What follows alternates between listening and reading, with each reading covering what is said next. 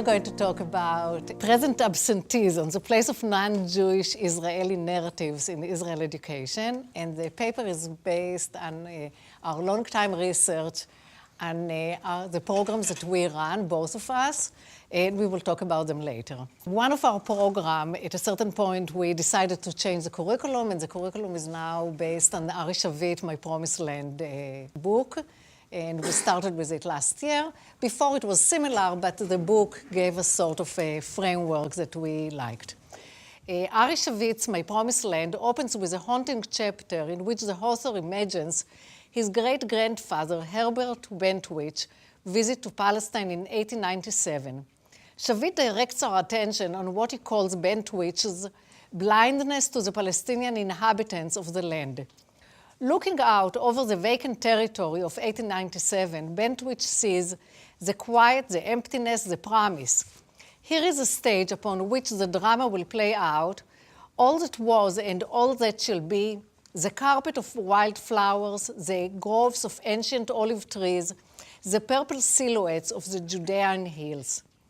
Shavit continues that his grandfather does not see the land as it is, and here is a quote that you can see by yourself, what he does not see. It is our contention that in Israel education today, we also fail to see the Palestinian inhabitants of Israel. We will begin this paper by proving that opening contention, both with regard to curricular materials and with regard to trips and experiences for diaspora Jews in Israel. And then we will suggest reasons why this may be the case, and finally, we will analyze through the prism of practitioner inquiry our attempt to create a different kind of approach. And before we go, we will first talk about some nomenclature. First, about the people that we are talking about. We are referring to three groups of people. First, the Arab citizens of Israel, people who hold full Israeli citizenship.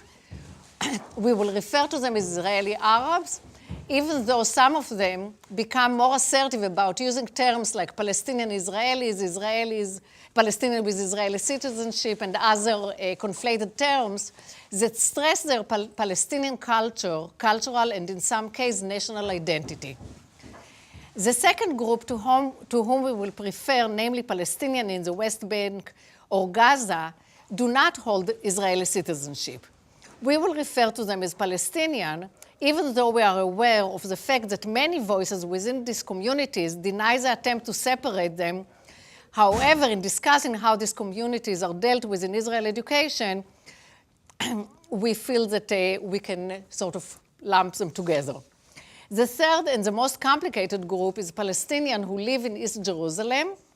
Because Israel annexed East Jerusalem shortly after the Six-Day War, residents of East Jerusalem are officially entitled to apply for and receive Israeli citizenship. However, for political and ideological reasons, relatively few have chosen not to do so. So relatively few have chosen not to do so. So in principle, they have the status of permanent residents and are considered fully part of Jerusalem municipality, and they have free access to West Jerusalem and Israel. East Jerusalem Palestinian is a group with the most complicated legal and political and national identities. So I'm going to take us through a short section looking at, as we said, trying to prove or at least suggest our contention that Palestinian voices are absent from Israel education. And I'm going to do that first of all by looking at Israel curricula or in curricular resources, and secondly looking at the Israel trip.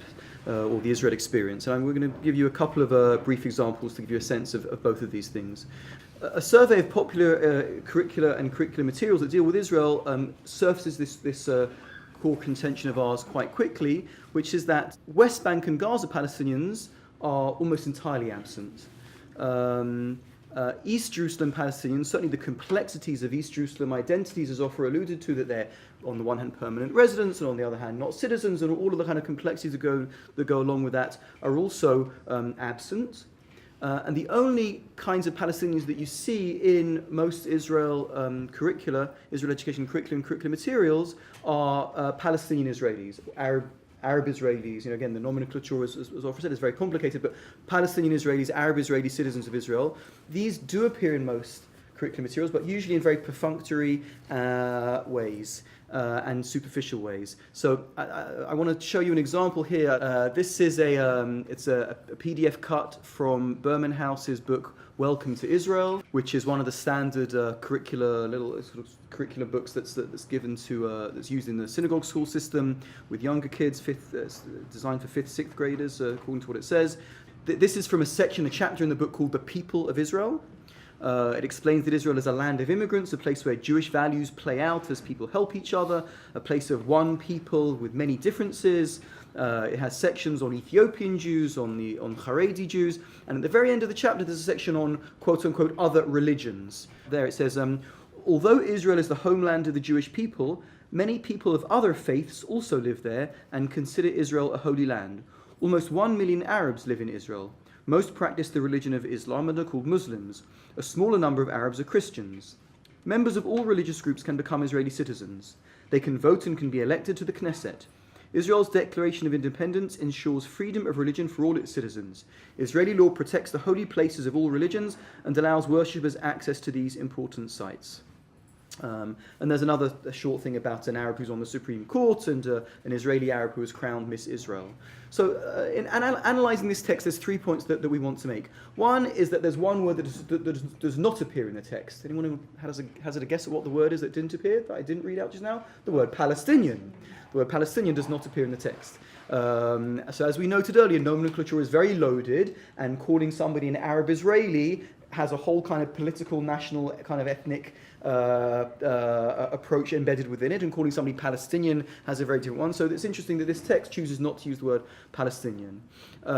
Secondly, Palestinian-Israeli identity is portrayed as a religious, faith-based identity. Other religions, it's included here in a section under other religions. And we feel it's reminiscent of Herberg's classic discussion of American religion, Protestant, Catholic, Jew. And many of us in the Jewish education world criticize that kind of parallelizing of Jew with Protestant and Catholic, and kind of diminishing the kind of the ethnic peoplehood kind of elements of Judaism. And so too, we wonder if referring to Palestinians or framing Palestinians as another religion, another faith that happens to live in Israel, comes from that same attempt to divorce Palestinian-Israeli identity from nationalist connections and paint it as more faith-based. And the third point we wish to make is that the portrayal of Palestinian Israelis in this section is entirely positive.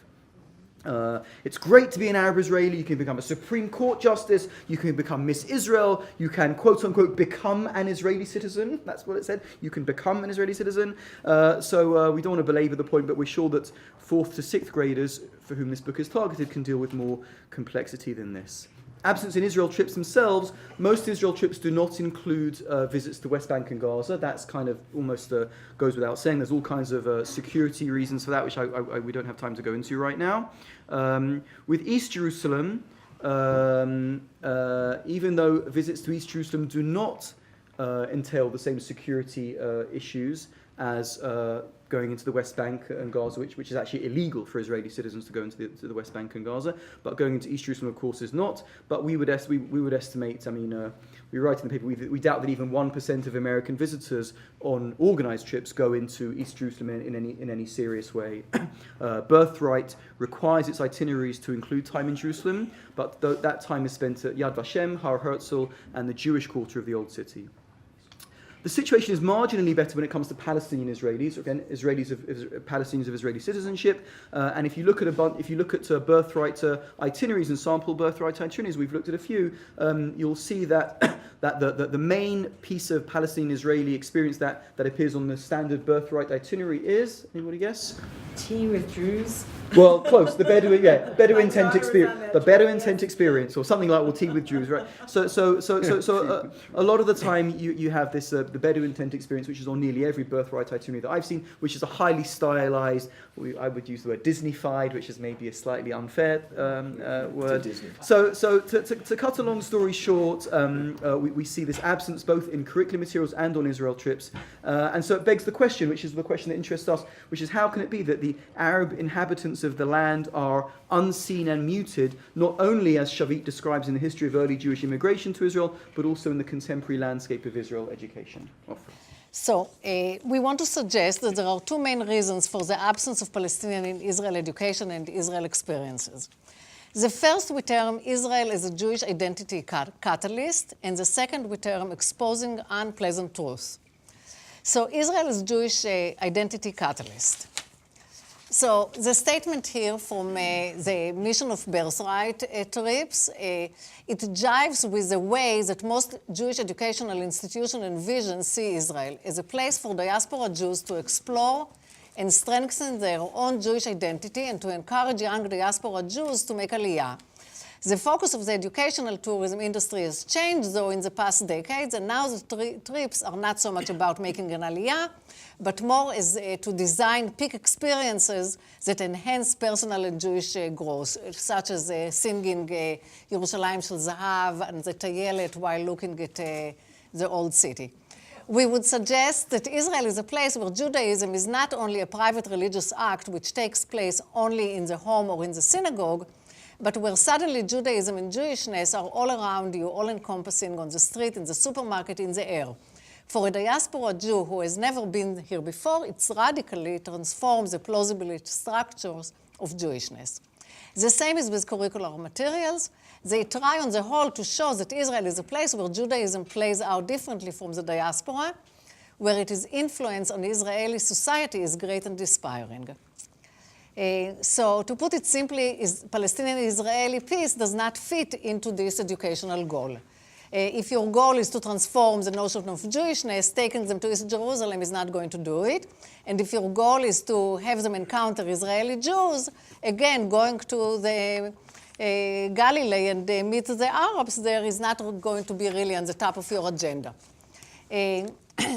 While we think that Jewish identity building is a good thing, we also feel that we can integrate into it some other experiences that would not take away from the Jewish identity piece. We would suggest that it's deeply problematic to ignore half of a big part of the population of the country. The second one is exposing unpleasant truths. The second reason is rather more politically tinged and complex. We would suggest that the second main reason that Israel trips and curricula do not engage with Palestinians is because of this kind of engagement will tend to bring up all sorts of things about Israel that don't paint it in a great light. When you engage with Palestinians in the West Bank or Gaza, then you necessarily have to grapple with aspects of Israeli policies that may be uncomfortable or even alienating for many American Jews. There are certainly success stories, as Alex mentioned before, about Salim Jubran, who is a judge, and Sayad Kashua, that is a television show, was a great success in Israel. Yet there are also stories of discrimination, both historical and ongoing. For example, the Kfar Qasem massacre of 1956, we will talk about it later. Arab towns that receive fewer national funds and suffer from lower level of infrastructure. And Palestinian-Israeli who suffer constantly from racial profiling wherever they go. So conversation with Palestinian-Israeli nearly always bring this kind of examples up as a painful part of their lived experience. And so any encounter with Palestinian is going to bring to the surface aspect of Israeli society that would make American Jews feel uncomfortable, angry, alienated, or disillusioned. In addition to this point, we concede that fear and suspicion are also barriers to the inclusion of Palestinian voices in Israel education, but we think that there are other ways to create these encounters in perfectly safe and secure fashion. So now Alex will talk about alternative approach. Okay, so and I'll take us through a little bit about how we, our alternative approach, how we would respond to these two, what we see these two reasons for the exclusion of Palestinian voices, and to suggest a different way of doing it. So if one of the reasons for, one of the approaches to Israel education sees Israel as Jewish identity catalyst as a main kind of rationale, a main part of the vision of Israel education, we would say that we would say that's a less helpful way of understanding the point of the rationale for the subject matter. And instead of saying Israel as Jewish identity catalyst, we would talk about Israel as worthy subject matter. In a minute, I'll say a little bit more about what that means. And so another way to think about this is that if that Israel as Jewish identity catalyst is a kind of instrumentalist approach to Israel, taking Israel as an instrumental approach, as we saw, I think, very beautifully, if you like, in that birthright quote we had on the screen before. Instead of having an instrumentalist approach, we would argue for what we call a substantive approach to the subject matter. We're inspired by, or trying to make an analogy between the approach of Moshe Greenberg to Bible in thinking about Israel education. This is from an article of Moshe Greenberg's from 1959 on religious education, when he talks about what it means to be a Bible teacher. In order to carry out his duty, the teacher is not required to assent personally to the answers given by the Bible or to the manner in which it deals with the issue it raises. He may have a different viewpoint, or he may not have reached sure ground in his own mind on these matters. This does not disqualify him from teaching. For the basic requirement of a Bible teacher is not faith, but understanding, not assent, but recognition of the profound issues of which the Bible treats.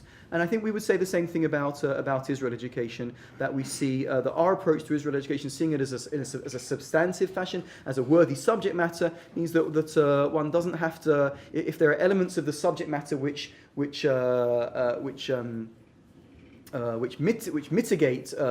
the development of Jewish identity, then we would say fine. If that's the subject matter, and you have to have faith in the subject matter, as Greenberg says. Although he says not faith but understanding, but what he means by that is having faith in the subject matter. I'm playing with that a little bit. Anyway, so we think that the question is Israel a worthy subject matter, and what's worthy about the subject matter is a more interesting way of thinking about the subject. The other piece, the other way that we'd like with that other reason for not including Palestinian voices about exposing unpleasant truths. So we would think about with teaching the subject matter, we'd going back to Schwab's argument that all four commonplaces, the teacher, the learner, the milieu, and the subject matter should be consulted in thinking about curriculum, and in particular within each commonplace, an eclectic view would seek out multiple schools of thought and bring all of those multiple schools of thought to bear on the deliberation. So in thinking about any educational issue, we have to understand multiple perspectives on child psychology, or multiple perspectives of the milieu, and so too with the subject matter, we believe that you have to understand multiple aspects of the subject matter, and any deliberation around teaching Israel without a full articulation of the Schwabian eclectic on the subject matter is incomplete. Second, so as well as the Schwabian eclectic piece, we would also argue that there are no secrets in today's world. You can't prevent students from being exposed to unpleasant truths, because all somebody has to do is open the New York Times, or take a class on Middle East studies at college, or meet a Palestinian or whatever, and they'll become exposed to all these things anyway. We just have that because I'm sure many of you saw an article in the New York Times just a few weeks ago when we were writing the paper about life in Shuafat. So because there are no secrets in today's world, we think that this notion of exposing unpleasant truths just doesn't hold any water. And the final piece about this is that dirty laundry can lead to engagement. There has been research, especially a piece by Rosoff Consulting from 2013, which analysed Jewish service learning programs in Israel, like Bina and other programs like that, which basically found that, again, I don't know how well you can read the text down there, exposure to Israel's challenges and problems in the context of service work did not weaken participants' commitment to an interest in the country. On the contrary, connection to the country and its people seems to have been consistently intensified by exposure to its most challenging reality. Okay, so now we will tell you a little bit about our practice with our own students. So where do we get this information about the students? We run two programs. One of them we still run, which is called Vision and Voices of Israel. It's a 10 days trip to seminar to Israel in the winter of the first year, and all full-time students need to go on it. And the second one that we got a lot of our data is from a semester that we ran in Israel for 4 years. We don't have the funding for it anymore, but it was a very serious semester, and we got a lot of information from the research that we did. So this is about David Yellin College of Education. And what you see here is a picture of the students who sit and study. It's a required course at David Yellin College in which 10 students are Palestinian, are Arabs from different kinds of Arabs. I will say the general name, but they can come from maybe the West Bank, from Jerusalem, or from Israel. Not from the West Bank, Jerusalem or Galilee. And 10 Jews, and among the 10 Jews were Israel. Well, we were. So actually, how was it? So it was 10 Jewish Americans, 5 or 6 Arabs, and 5 or 6 Jewish Israelis. Yeah. And it was called a diversity in Israel society class. And in this class, the student had to work on the subject matter of what does it mean to live in Israel and to be in Israel. What is Israel all about? There were no secrets in the classroom. People spoke freely about their own issues. Actually, there was a lot of contention and a lot of arguments. And there was an openness and airing of Israel dirty laundry. What the student had to do, that they had to create some kind of a project together. So the groups where they were working were heterogeneous from each social aspect. And the second example is what did they do later? So they wrote curriculum where they spoke about, for example, Ahavat Hager. So I think that you understand what it means, that we should love everyone in Israel, or create some kind of movies in which they spoke about this class and what they learned from in the class that they studied together with Palestinians. In our trips, we take the students to different places. Among them is Kfar Qasim that we mentioned before, and they learn what happened in Kfar Qasim. Then we take them to Lod, and we show them that in Lod you have an inspiring story of coexistence of Jews and Arabs who live not together but side by side, and it works quite well. And they also go to the place where there was a massacre, and they learn about the expulsion of the Arabs during 1948. So we try to integrate a different kind of aspect into our teaching, so when the students come back, they have a different picture than going on a tour that sees only the nice, beautiful picture. And now we will go to the conclusion. So just to conclude, non-Jewish voices are seldom seen and heard in Israel education. While practical and security constraints may explain the difficulty in including West Bank and Gaza Palestinians, there are no excuses. When it comes to Palestinian Israelis and East Jerusalem Palestinians, there are no excuses, and their absence in Israel trips can only be understood through political and educational explanations, as we've tried to show here. So we've tried to show here in brief some of our education. We've argued against the educational justifications, whether explicit or implicit, for the exclusion of Palestinian voices from Israel education, and we've suggested a rationale that can expose students to multiple points of views and narratives, including non-Jewish ones, when it comes to Israel education. If we look at the bigger picture, we would argue that Bentwich's blindness, which we began with, which Shavit spoke about, and if Bentwich's blindness was ever appropriate, and it's certainly no longer appropriate for the moral expectations that we set ourselves, and it's not in keeping with the moral standards that we set for our students who come from a pluralist school of education where other voices and other narratives are meant to be part of the way they see the world. And we finish with this sentence, with this paragraph, that the current global geopolitical climate, both abroad and now in the USA too, contains many calls for exclusivity and the rejection of minorities.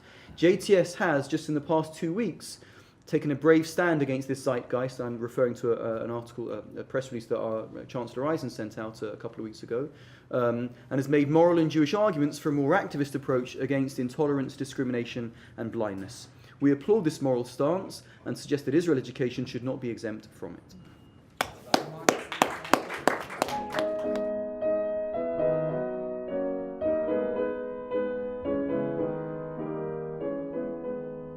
Our presentation is going to sort of hit a group maybe closer to the 4th through 6th grade. We're talking about middle school students. And I'll just say that this research project comes out of an online simulation that both my graduate students and real live middle school students participate in every semester. And so in order for us to talk a little bit about what the actual paper is about, I have to explain that to you a little bit. So if you just look over there, the topic is middle school students and the other in an online Jewish history simulation. The simulation is called the Jewish Court of All Time. You can't really see so much from where you are, but you can see there are different color boxes. If you squint, you can see there are little icons of historical figures across the top. And this is the online platform that the middle school students and the graduate students participate in when they go online to JCAT, which is what it's called, and they interact in character. So just to have this, it's online. It is supported by the work that the students do with their classroom teachers in their schools face-to-face. My course is actually online, so I'm having discussions with them about, okay, what are we doing? Why are we doing it? Why is this for teaching history? But my course happens to be online, and that allows us to engage some of our online learning students. So it's sort of blended learning, right? It's this online platform, but there's a lot of work going on face-to-face behind. Okay, so that's just to give you a picture of what we're talking about. We say that the simulation takes place at Masada, so periodically we say, oh, we're at Masada, everybody look around. It's middle school students, as I said. These students are role-playing characters. We're debating a current events case with historical roots. So this is under the rubric of teaching Jewish history, which is why it is, I think, attractive to many of the schools, because Jewish history is not something that we've figured out how to do so well in Jewish day schools. So they sort of think, ooh, this is really cool, we're gonna, we'll do this. And then we did Jewish history for these kids. It's a program, I should say, that's done in collaboration with the University of Michigan. It was really their program in general education first, and it's been adapted to this setting. So my students are playing what are called mentor characters, which is that they're playing characters and playing around with what that means to role play and learn through role playing. But their job is also to sort of chase around incognito the younger students and help them develop their thinking and their staying in character a little bit more. I spoke about the teachers. You can see there's a list of the other universities that participate. So I'm something called a project director. The other professors are project directors. We spend a lot of time in the JCAT off season trying to figure out what the case should be and what materials we're going to need, and then if we're really lucky, current events completely change and we have to modify the case to represent what's going on in the real world, which is exciting. So in the 2015 simulation, which is what this paper is about, there were over 650 students from RAVSAC day schools. If you're familiar, that doesn't exist anymore, but it's a collection of community day schools across the country and in Canada. And because there were so many schools and so many students, we had 3 parallel games going on at the same time. We even had some students you'll see shortly from the middle schools. They wanted to bring so many students, we made them play in pairs. So there were 2 students playing one character, which brings some other learning issues involved.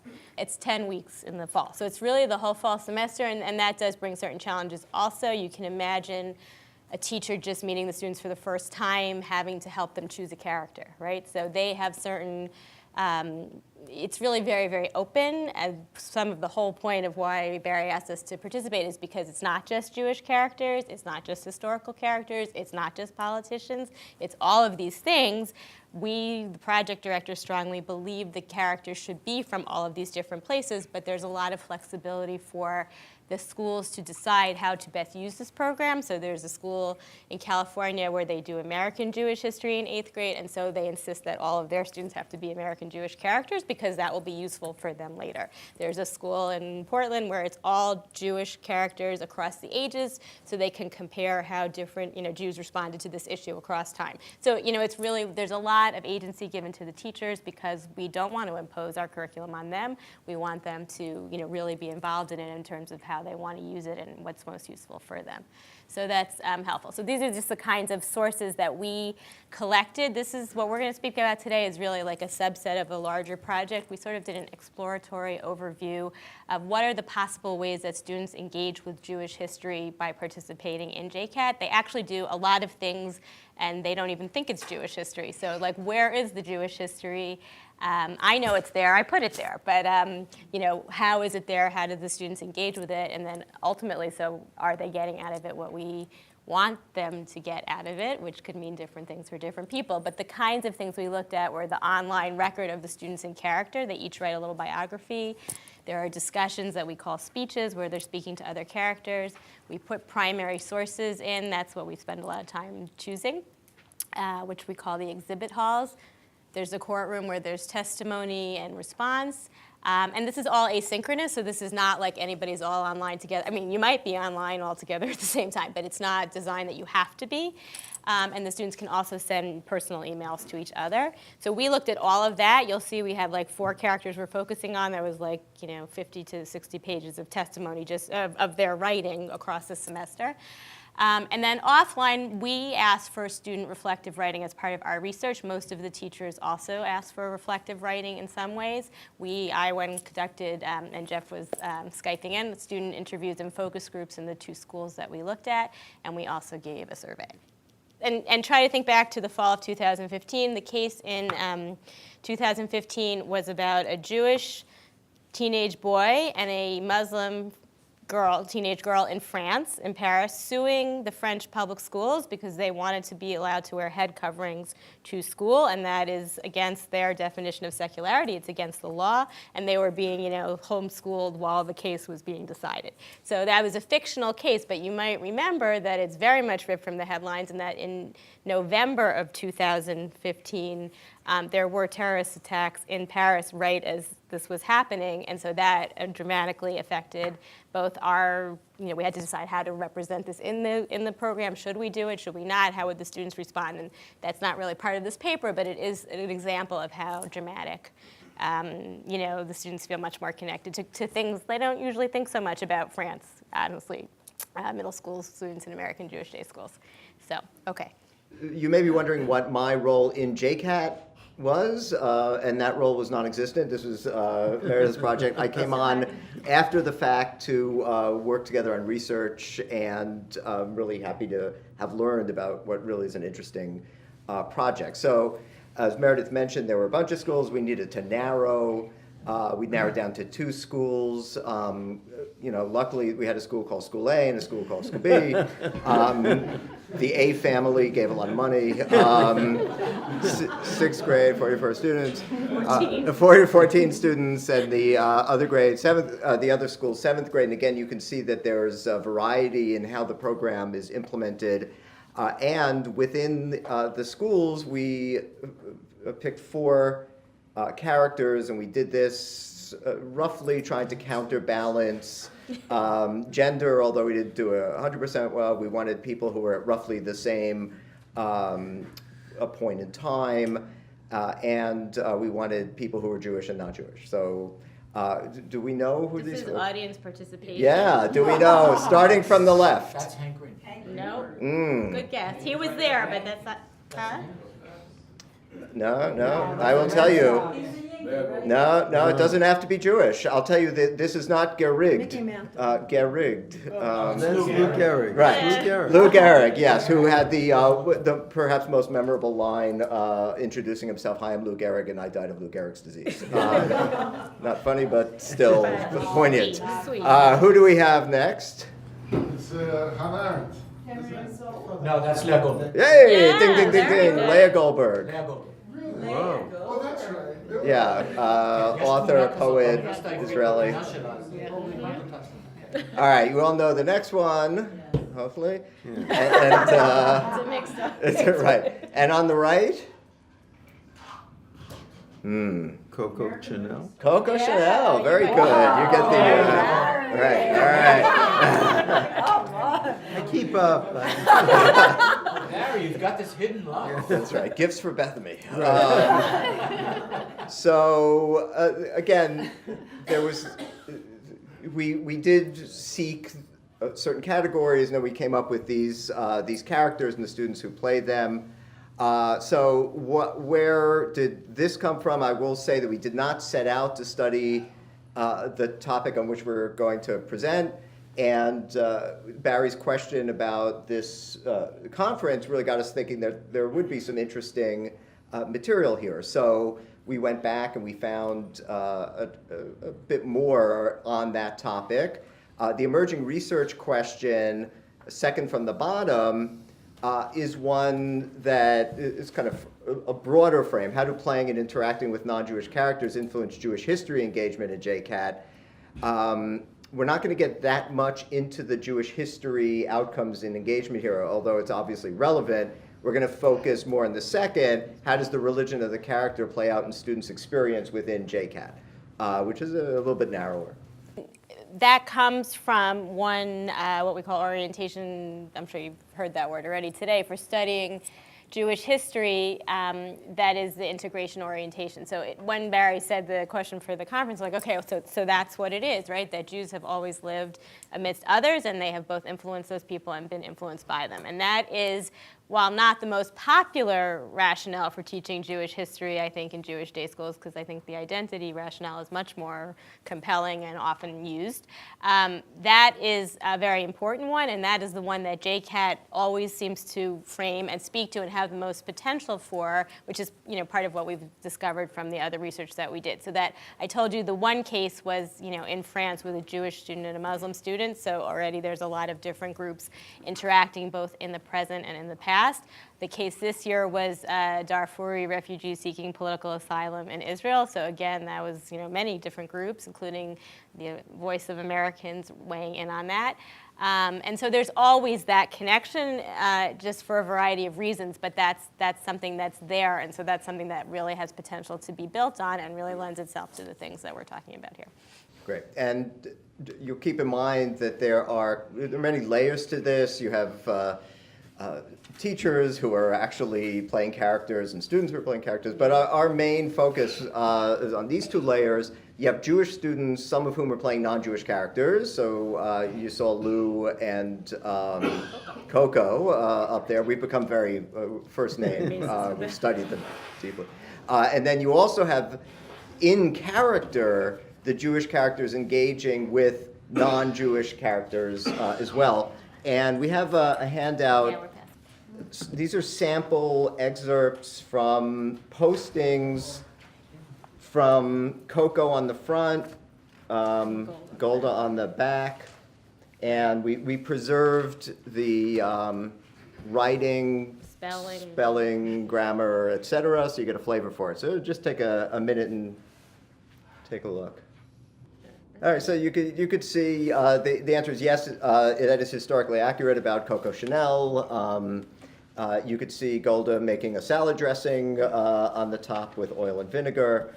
So there are some interesting malapropisms, but we'll talk a little bit about what we gleaned out of some of both the student writings and their reflections about what it was like to play a non-Jewish character if they were playing a non-Jewish character. Right. I mean, I would say that when we first started doing this research, we very strictly tried to only look at what the students wrote in character to see what was the evidence of engaging with historical ideas, historical content, turning points, things like that. But really, the more interesting, not the more interesting, but you can't really do that alone. You have to look at, in terms of what does the student think that they're doing? What are they getting out of? So, I mean, we have some examples of that too. You can hold on while I talk about it, but basically, these are some of the different responses that the students who did play non-Jewish characters said. They said Jewish students can relate to Jewish characters more, so that's one vote for the side that actually it's easier for a Jewish kid to play a Jewish character because we can relate more, and you can see that in the quotes that are coming around. Versus we had one student in particular, and it's representative of others, who say a non-Jewish character is less biased about a Jewish-related case issue, like something that has to do with the case.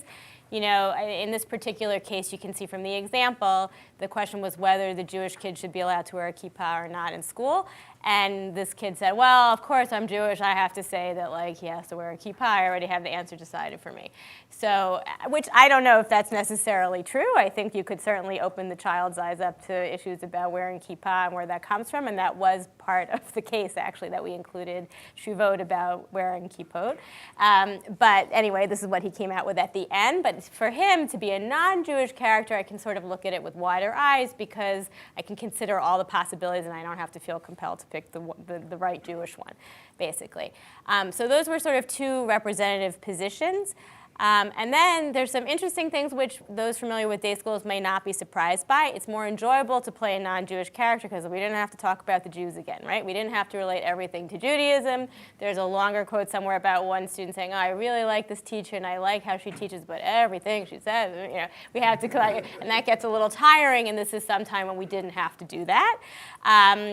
One student articulated to play a non-Jewish character stretched me as a learner, so we recognize that this sort of goes, you know, pushed me to think about things from a different perspective, which is sort of the whole point.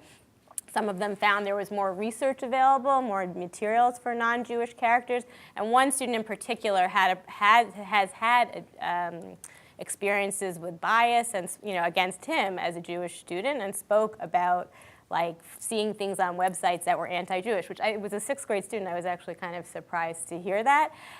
But he was, you know, saying, so I wouldn't have to worry about that stuff if I'm researching a non-Jewish character. But he played Chaim Solomon anyway.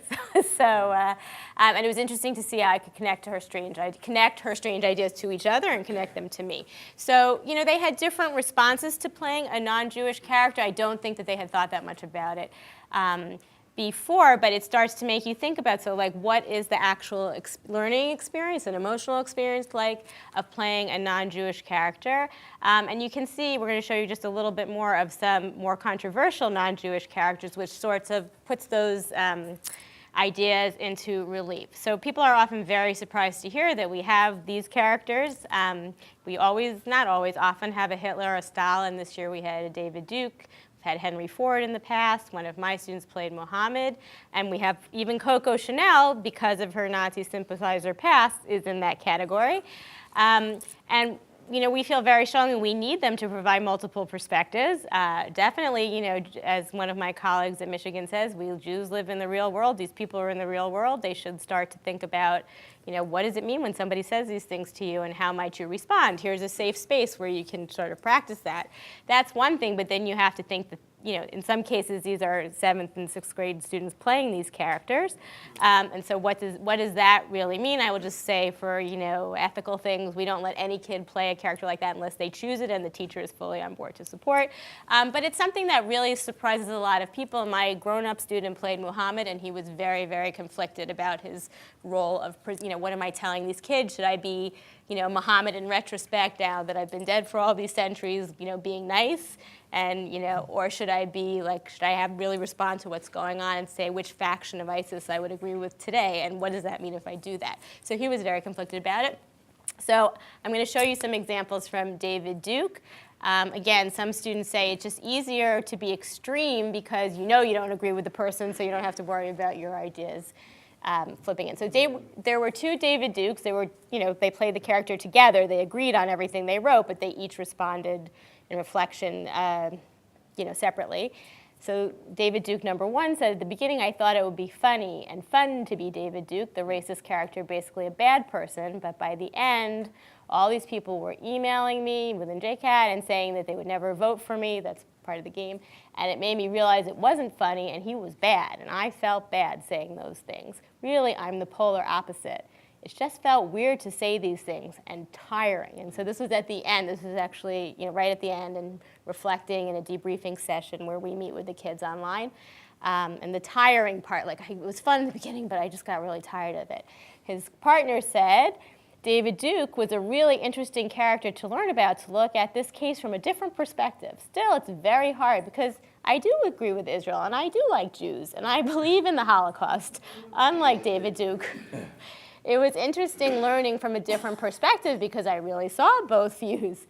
But still, it was hard saying these things about my people, the Jews. So I think just looking at those 2 quotes and sort of puts in perspective, even if it's not so extreme, even if Coco Chanel only, you know, was friendly with the Nazis to help her nephew a little bit, right?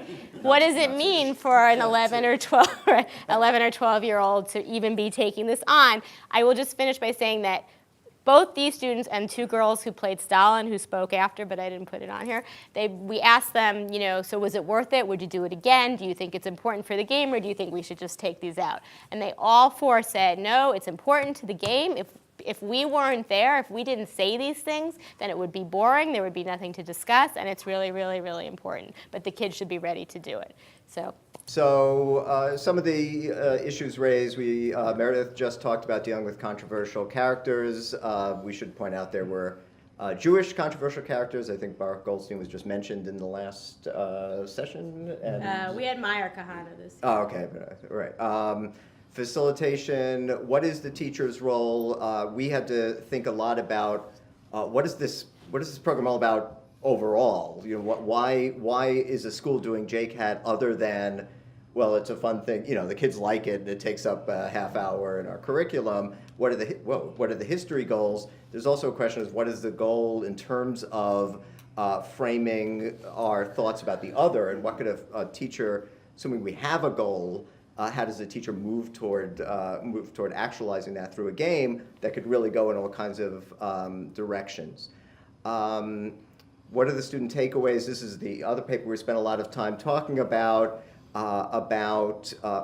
where does Jewish history intersect with the history of others and the history, kind of a bigger picture of history, and how does a teacher facilitate that, and what are they actually coming away with?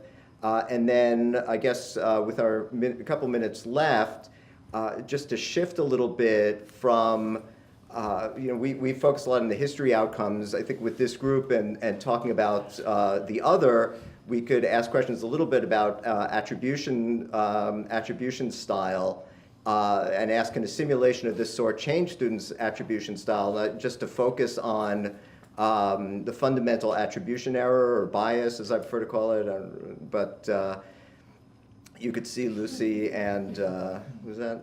Linus. Basically, all right, why you always criticize me? I think we have a knack for seeing other people's faults. One of your own faults, I have a knack for overlooking them. So essentially, I live in New Jersey, so I could relate everything to having to drive on the Jersey Turnpike.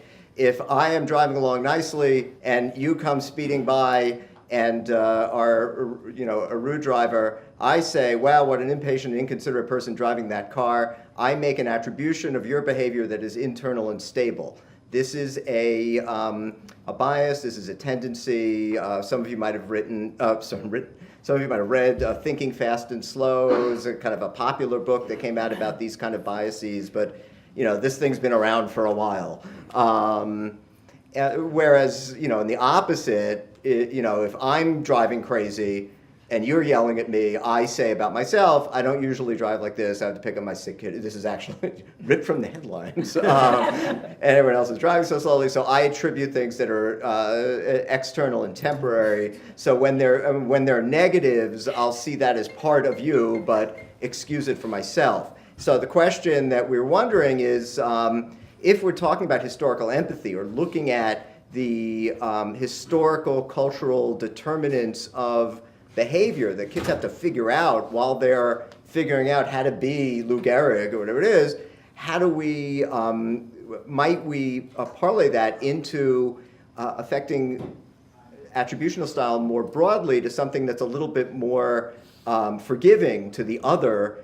You could see how fundamental attribution bias could relate to the perpetuation of stereotypes, if that's the kind of person they are, without an understanding of the context in which the behavior occurs. So it's not our opinion that doing JCAT will automatically transfer to that broader. I would be shocked if it did, but what kind of educator facilitation might get us there? So I'm sure you might have some questions about how does this work, which we get a lot of. So just some of the limitations of our study that might answer some of those questions is, as I said, looking at the actual correspondence on the website, when we say who's talking, it's hard to know just looking at that. Who's talking? Is it the character or the student? The student playing the character accurately, or is it just the student espousing whatever, right? So we had Golda Meir talking a lot about 21st century women's rights or something. So it's yes, she was a woman, and yes, but is it really the 1970s version, or is it what this kid is actually thinking? By the way, Golda Meir was played by a boy, so even start thinking about that. we did not go, I did not go to these schools while JCAT was going on. So as we've told you that the class teachers, even though I communicated with them every week and said, here's some things you might want to do, and we gave them lots of resources, I was not there to see what they actually did. I didn't see the learning in that sense in process. And I think that, the teachers make a lot of choices about what to do. A lot is based on how much time their schools will allow them to spend. We give them enough stuff to spend like all their time on it, and most of them cannot. So, how is that working out? We didn't see all of that evidence.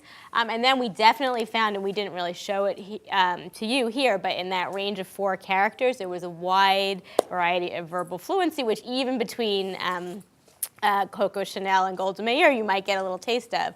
But Leah Goldberg, poet that she may have been, had great things to write about. She incorporated names of poems that she had read in her Hebrew class and the idea behind it into what she was talking about. But as far as we know, her writing ability is not strong, and she herself was very aware of that. And she said, I got these paragraph things. It was from a graduate student, and I felt compelled to write a paragraph, but I just couldn't write it. I just couldn't do it. So, for students who do not have strong verbal fluency, we had some Israeli students who were trying to write in English. They said their greatest accomplishment was writing in English, let alone, trying to go through all this. It's a very text-heavy thing, and they're very teacher scaffolding. So we're really comparing apples to oranges when we look at 2 schools. Overall, we're just thinking about this is a simulation. Jeff was starting to get at what could be some of the effects on a student for playing a character. Another effect is that, there was inaccurate history spouted in here, and the grown-ups can't be everywhere all the time, and because everybody's in character, you can try to fix somebody's misinterpretation in character. Like I kept saying to Karl Marx, are you sure you think religion is important? As far as I know, you said a lot of things about religion not being important, right? But right, and the kid, 3 times but that was Groucho Marx. We had him too. But I can't be there for everybody. We can't catch everything. These kids are making their own paths, and that's the beauty. So there is that possibility, and there's obviously we have a lot to learn about how Jewish history is represented and incorporated, and assessment again across all of these schools is really the prerogative of the individual teacher in the school. But yet, what can we, from our sense, say about it? Thank you.